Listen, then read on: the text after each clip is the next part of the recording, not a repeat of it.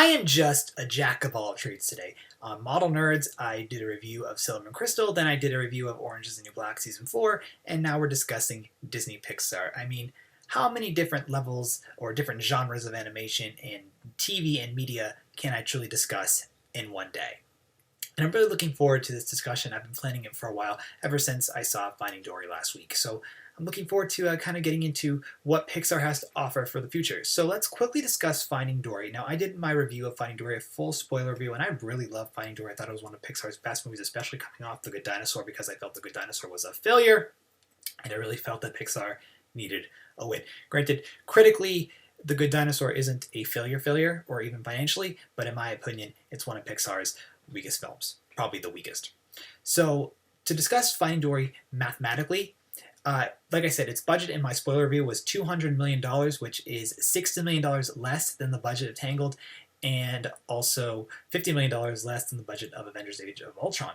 And as of Monday, today, June 20th, the movie has made $185.7 million. Its budget is almost back, and I'm assuming by the end of this weekend it's going to be well over its budget, and it's probably going to be joining the $1 billion club. It's probably going to be, I believe, the 5th animated movie to be a $1 billion movie. I forget, I know there's 4. I know one is Minions, Toy Story 3. Oh, actually, I don't even forget. It's Minions, Zootopia, Frozen, Toy Story 3. Those are the 4 animated movies to be in the $1 billion club. 2 are directly owned by Disney. 1 is owned by Disney Pixar. 1 is owned by Illumination and Universal. And now Finding Dory will be Pixar's 2nd and Disney's 4th, which is pretty cool.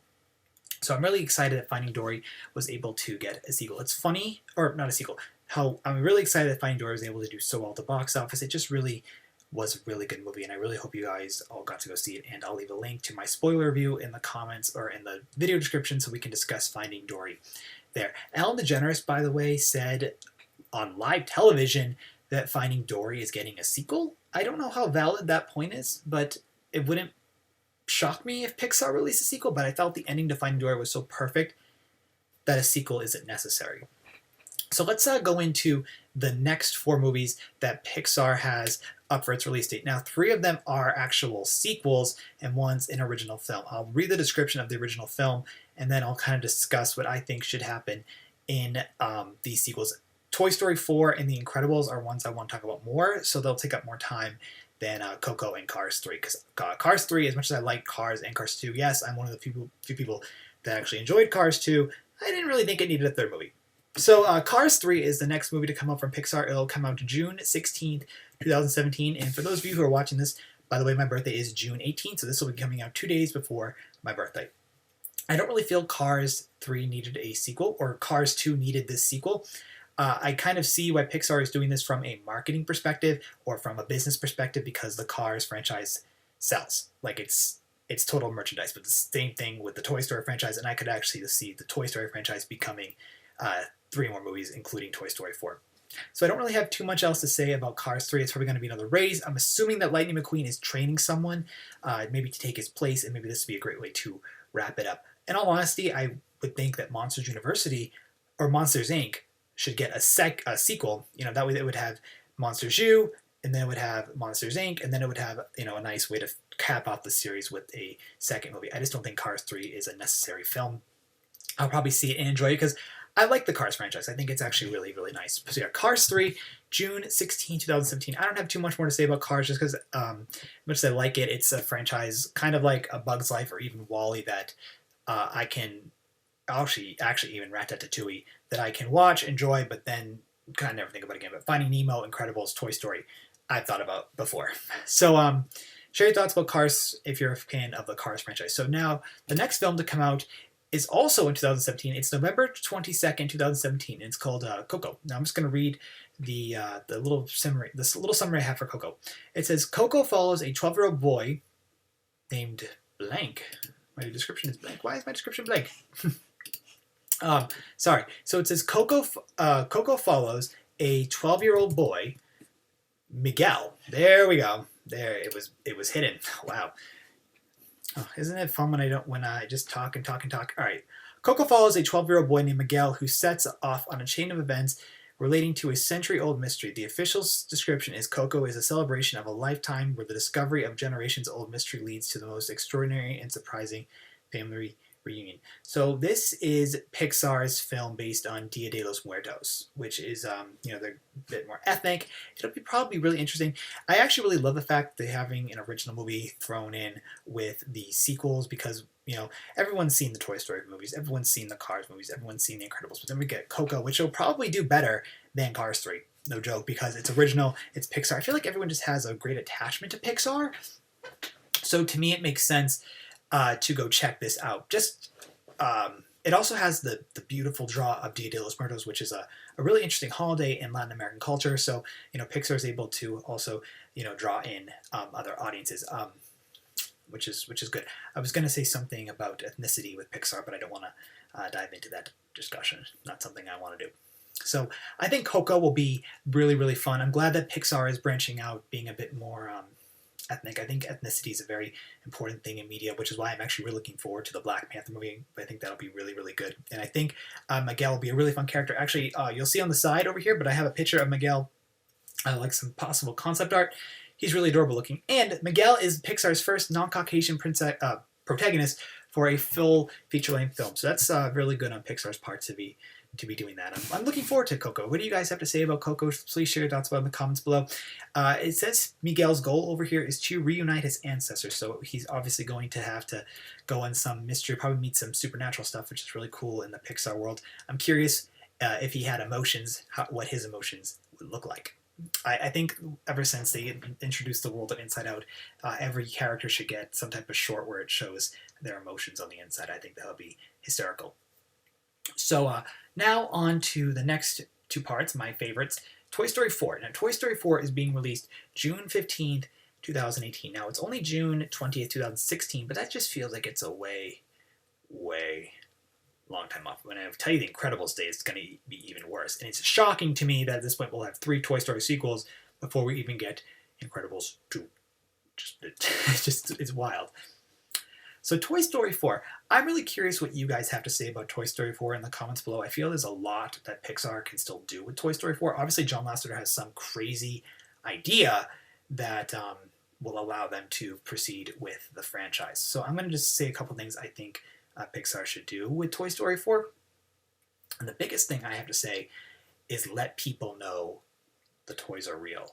I think that would be really interesting. I've listened to the Pixar theory. I've read vlogs I've read blogs and seen vlogs on the Pixar theory, and I think it works. I think it really well connects to everything, and I'm really curious to see if maybe Pixar would include the theory into the movie to somehow show how the toys have kinetic energy and why they're able to talk and stuff. Also, the toys go into this perilous danger all the time whenever they drop dead. So I think it'd be really good if people could find out. Now, what's unfortunate is this is going to be a romantic comedy, or not so much unfortunate, but it's going to essentially exclude Andy. Andy and his family are done, and it's going to include Bo Peep and Woody.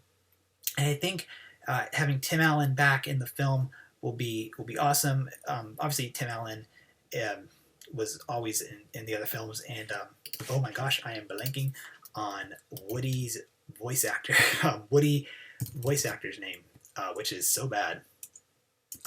Anyway, so the movie is going to be a romantic comedy. Woody, by the way, is voiced by Tom Hanks. Yes, I had to quickly Google that, which is so bad on my part as a reviewer. I shouldn't had to have done that. But I'm telling you guys as my audience because I know you like me enough that you'll come back. I hope. Knock on wood, cross my fingers. So, the movie's going to really probably focus on Woody and Bo Peep, and I'm really kind of curious to see what type of antics the two of them will get into. Obviously, Tim Allen with Buzz Lightyear will be pretty funny. Jesse, I'm looking forward to seeing more of Jesse and Bug's romance. I mean, they said it's a romantic comedy. Maybe they'll do it with some type of Valentine's Day and maybe introduce more romantic ideas with the toys. Maybe have like a Jesse and Buzz story and then a Bo Peep and Woody story. But I really would prefer if, or maybe the toys have to reunite someone, but I would really prefer if the main focus of Toy Story 4 was people finding out about the toys as the overarching plot, and then having the romantic comedy be like the goofy side plot. And maybe it could be like a 3-way streak with Woody and Bo, Buzz and Jesse, and then whoever is going to, be their new owner or whatnot. And they're trying to reunite them. Also, another thing, if you watched my Sailor Moon review, you'll notice I had Sailor Moon props. I think toys, more adult toys, having an adult one would be kind of cool, but a collector who would appreciate what they have. I have toys, no problem. I have my Yu-Gi-Oh cards. I have my Sailor Moon props. I don't consider my Mac a toy, but I don't think Max would come to life. But I think that having an adult who maybe is trying to, find love, maybe show some online dating, something like that, that'd be kind of fun. So I think there's a lot they could do with Toy Story 4. I'm really curious to see what John Lasseter's big idea is, but I'm looking forward to it nonetheless. So anyway, Toy Story 4 comes out June 15, 2018, and I really hope that they talk about the toys come to life, and whatever John Lasseter has in store for this romantic comedy, I'm all for it. All right. Last thing to discuss for this Pixar-based episode is The Incredibles 2. Now, The Incredibles 2 comes out June 21st, 2019. Now, I'm posting this today on June 20th, late at night, but that's still over 3 years away. So sad that The Incredibles had to wait over almost 2 decades at that point to get a sequel. With so many superhero movies coming around, I would like to see the film really be set through the eyes of Dash and Violet, and maybe go on an origin story to kind of figure out where their powers come from, and have a new villain be kind of, if any of you are fans of Charmed, be like a source, and the source, like the source of all evil is a magical being who wants to suck away the powers of superheroes. His power is to copy powers, and or not just copy and take them, and he wants to rule the world. I know it's a little campy and superhero stereotypical, but I feel that Pixar can pull off the superhero films better than Disney animation. I was not a super big fan of Big Hero 6, even though I did think it was good. But I think having a villain who wants their powers, like maybe pull out the super strength of Bob, and then pull out the super stretchiness of Elastigirl, and maybe have the hero be Jack, or the villain be Jack. I think Jack has the potential to become a very intensive villain. I know the conversation's a little all over the place, by the way, guys. I'm very much aware. But I think what we should have is some villain corrupt Jack, maybe age him up a little bit, have the villain steal powers from everyone else except Violet and Dash, and then have Violet and Dash have to stop Jack and the new villain. That's what I would really love. And also at the same time for that villain to pretty much explore the origin of superhero powers. I'm really curious to see what Brad Bird has in store for The Incredibles 2. Anyway, those are just my few thoughts on the upcoming Pixar films. Not too much to say about Coco and Cars 3. Coco, because I just want to be completely blown away. Toy Story 4 and Incredibles 2, I think, lead for a lot more speculation. Cars 3, to me, it's a marketing thing. It's just totally, we want to sell more toys, and here's the reason why, because we have a new Cars movie. Anyway, share your thoughts about the upcoming Toy Story movies in the comments below. Thank you so much for tuning into my I'm not even sure what to call this. My not announcement. My Wikipedia information of what Pixar has in store, and what I think they should do. I'm really curious to see your thoughts on Toy Story 3 and 4, on Toy Story 4 and The Incredibles 2. All right, guys, thanks for watching, and we'll talk real soon. Bye.